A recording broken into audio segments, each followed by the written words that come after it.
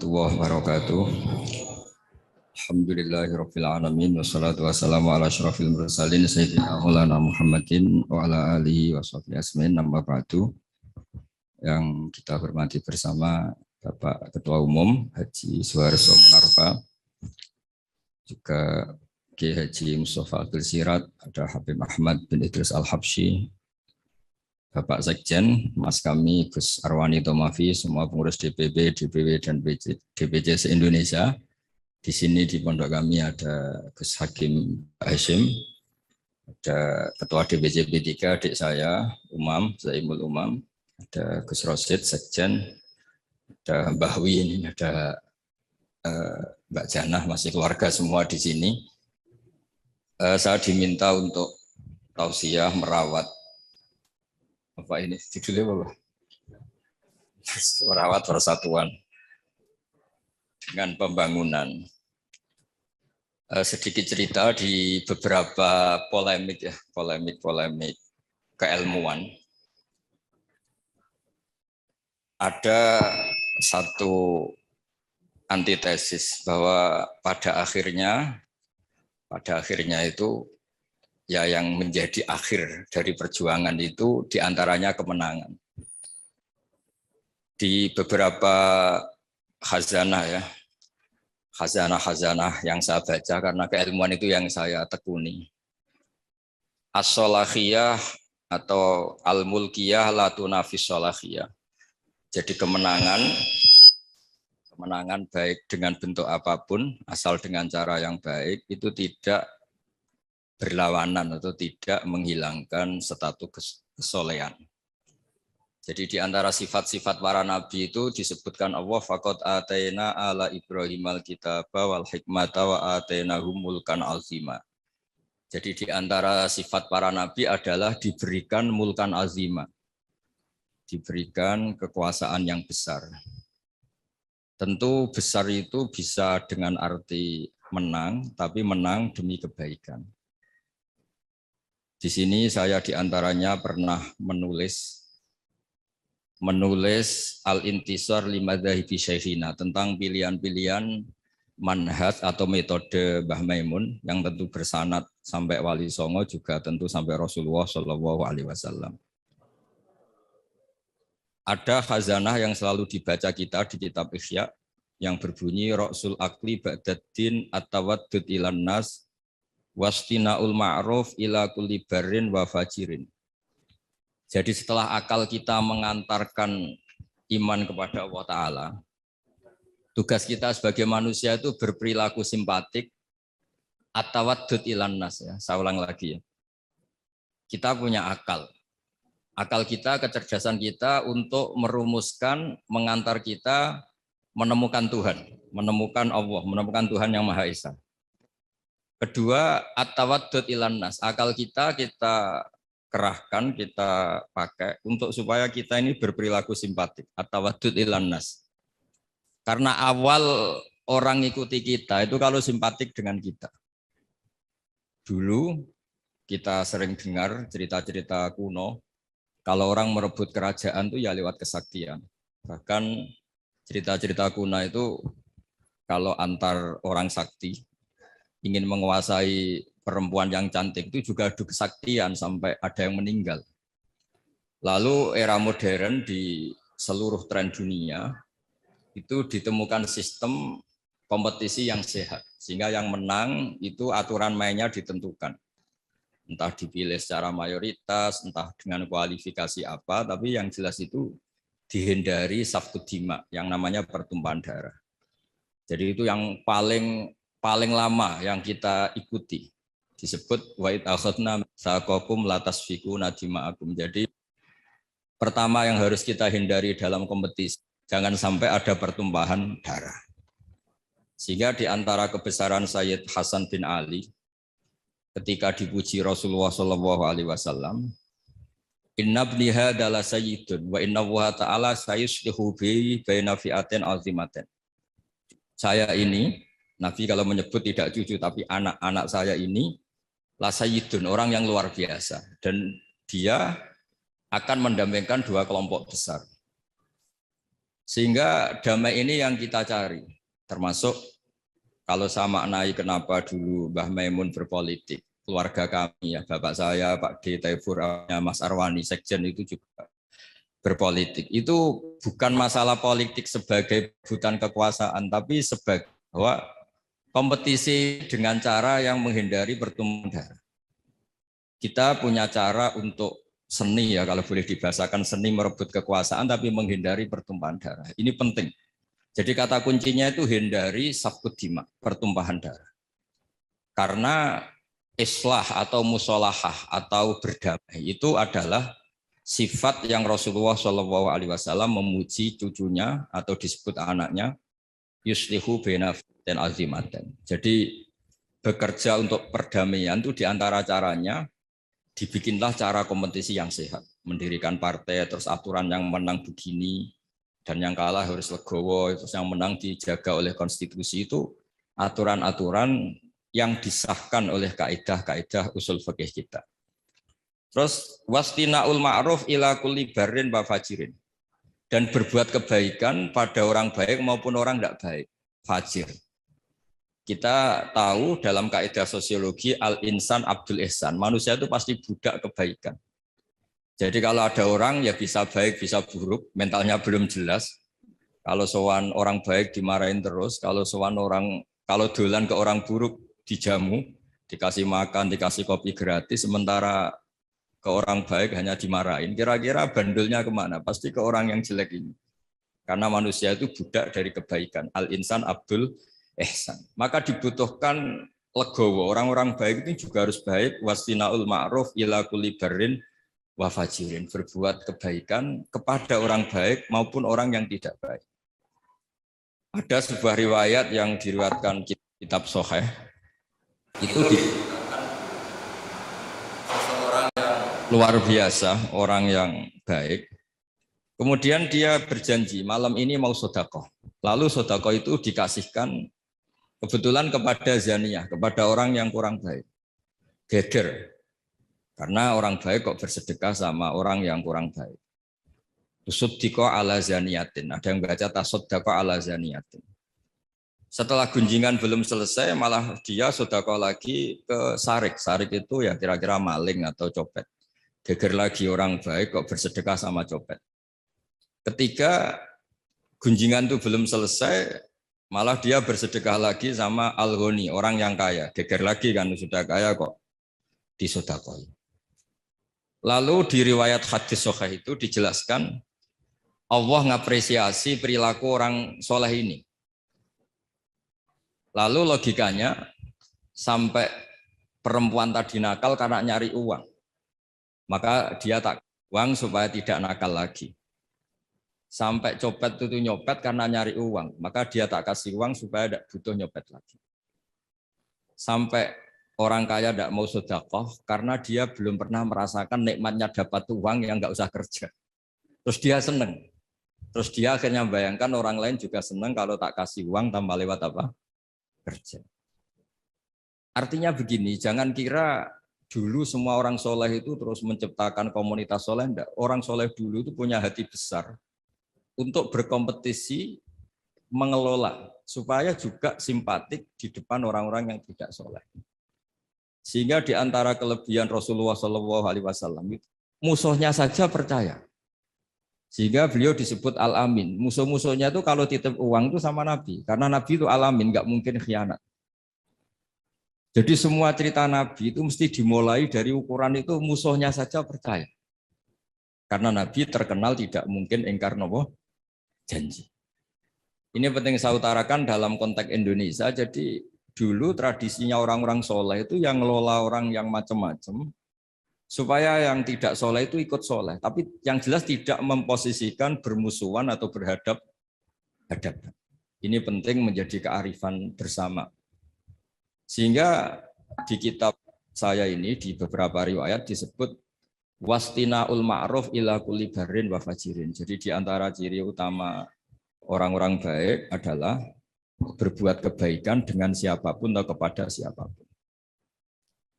Lalu berikutnya ada cerita tentang Ini saya baca ya, saya baca Arabnya mungkin supaya nanti dikoreksi oleh yang menekuni ini. Dalam kitab Khilyatul Auliya, Sufyan bin Uyainah ini termasuk gurunya Imam Syafi'i. Karena Isa wa Yahya alaihi wassalam ya'tiyanil qaryah, fa yas'alu Isa an syirari ahliha, wa yas'alu Yahya an khiyari ahliha.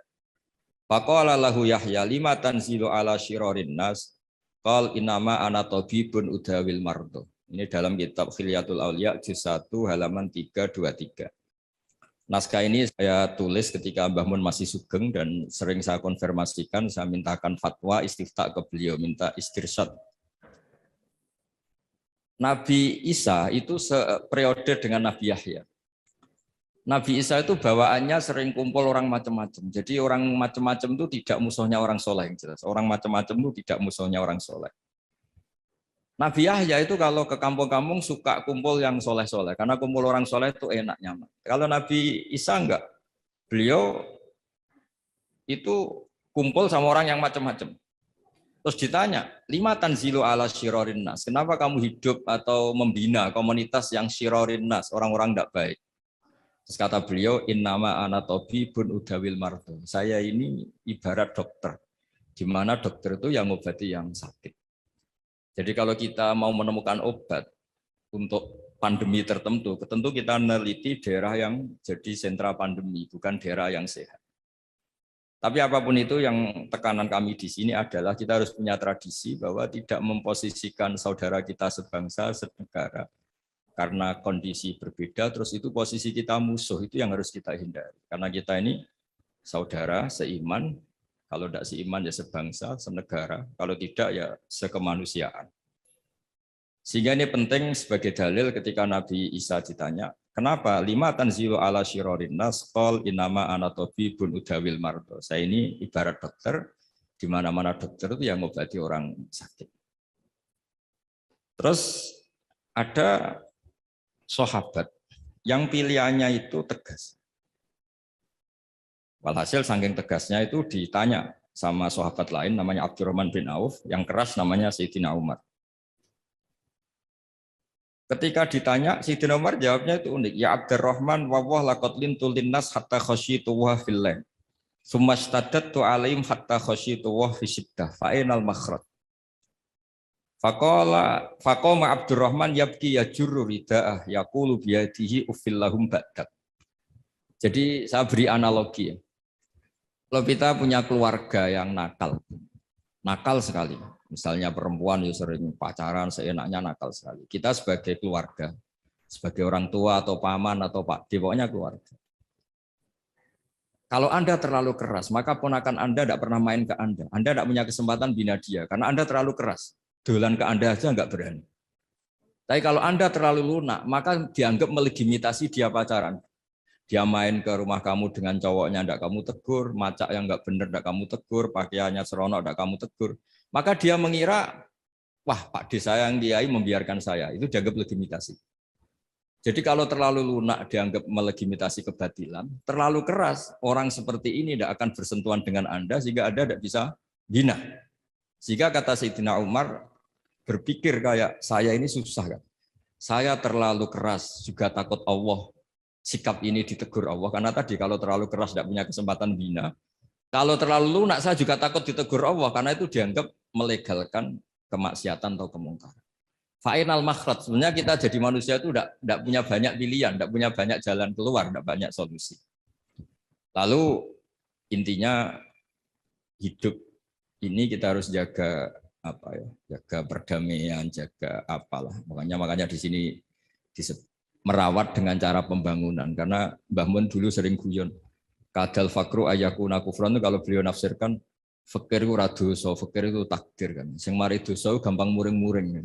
Jadi kata itu sebenarnya fakir itu enggak masalah, cuma bawaan orang fakir itu gampang emosi. Misalnya gini, Anda punya pembantu mecahkan piring satu, saat itu Anda punya uang 100 juta, kayaknya enggak gampang marah. Jadi kalau piring itu pecah, padahal enggak sengaja, pas itu uang Anda tinggal 10.000, mau beli rokok tidak kuat, mau belanja tidak kuat. Itu kayaknya piring tidak usah pecah saja, bawaannya sudah kudu marah. Gitu. Makanya terus banyak rapat-rapat gampang marah ya karena nggak dikasih uang itu. Itu yang jadi itu yang masalah itu. Jadi tapi yang ikhlas ya. Alhamdulillah. Yang realistis bahwa uang penting ya banyak. Jadi itu antara orang ikhlas dan orang realistis.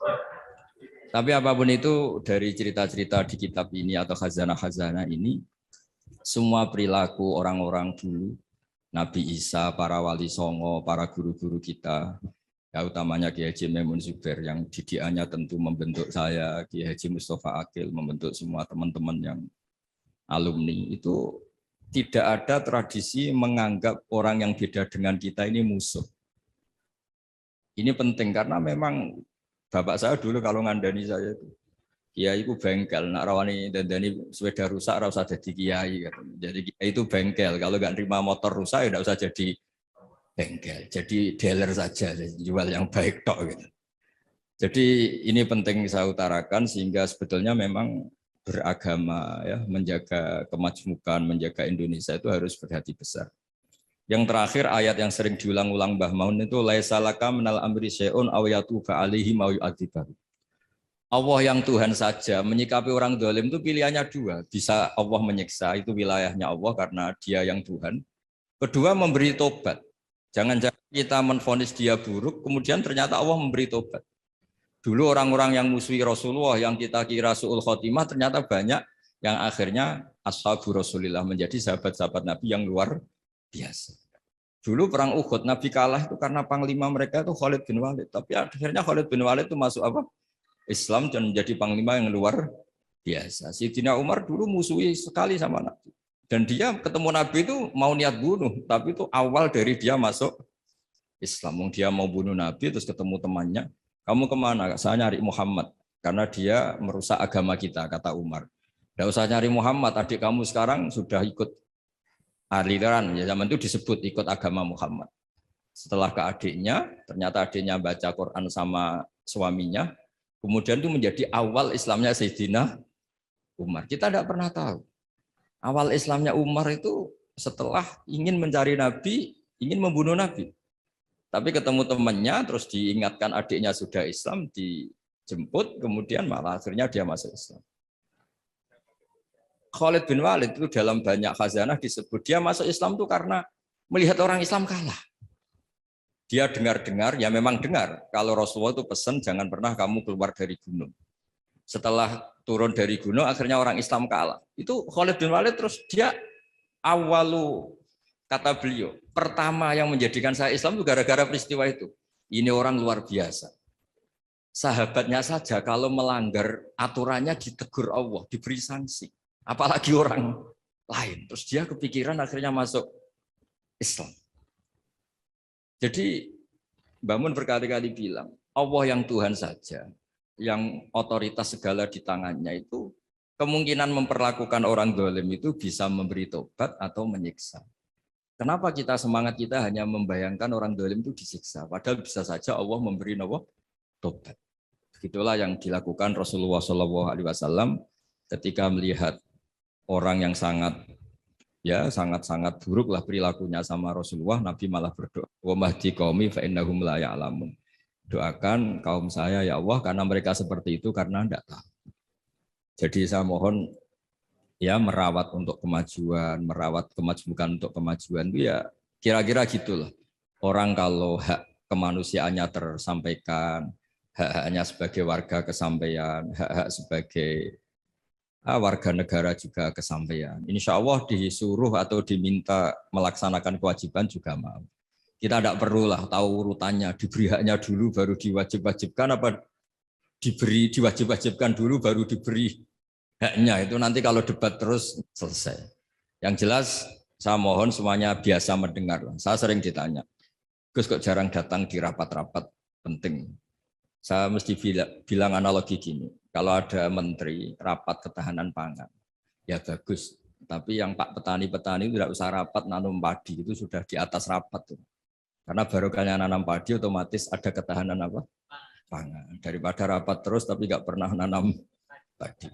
Ada rapat mempertahankan mazhab ahli sunnah wal jamaah rapat terus. Saya tidak pernah rapat tapi baca kitab terus tentang ahli sunnah wal jamaah. Dan makanya ini ada bahwi rapat terus kemajuan P3. Tapi tidak pernah turun ke bawah. Orang mau P3 sing didelok ya kiai-kiai itu. Kiai ini P3 melu P3. Bukan karena hasil rapat. Ini kebuatan gajul lagi biasa mawon. Maksudnya cara kula niku ya sing rapat nggih monggo, tapi sing langsung aksi nggih monggo. Karena ya tadi dalam dakwah itu pilihannya banyak. Saya kira demikian, ini khazanah yang saya terima ya, saya serap dari ajaran-ajaran Kiai Haji Maimun Zubair. Memang beliau itu sering cerita gimana menghadapi orang-orang yang beda pendapat, beda kultur, supaya kemasmukan ini terjaga secara baik. Karena kalau sudah terjaga secara baik, itu kita bisa hidup damai, karena di antara ciri kita adalah memang dari dulu-dulunya, saya ulang lagi, dari dulu-dulunya kebaikan itu harus kita jaga. Masyhur itu di hadis-hadis tentang hakul jiron, ada tetangga yang punya 3 hak kata Rasulullah, yaitu dia tetanggamu, dia seagama dengan kamu, dia keluarga kamu. Berarti punya berapa? 3 hak. Ada yang punya 2 hak saja. Dia seagama dengan kamu, dia tetanggamu, tapi dia tidak sedarah sekeluarga dengan kamu. Ada 1, tapi tetap punya hak, yaitu dia tetangga kamu, senegara dengan kamu, tapi ya tidak keluarga kamu, ya beda dengan agama dengan kamu, tapi tetap punya 1 hak. Dan semuanya ajaran kita adalah waqulu linnasi husna. Jadi saya kira demikian. Mohon maaf. Assalamualaikum warahmatullahi wabarakatuh.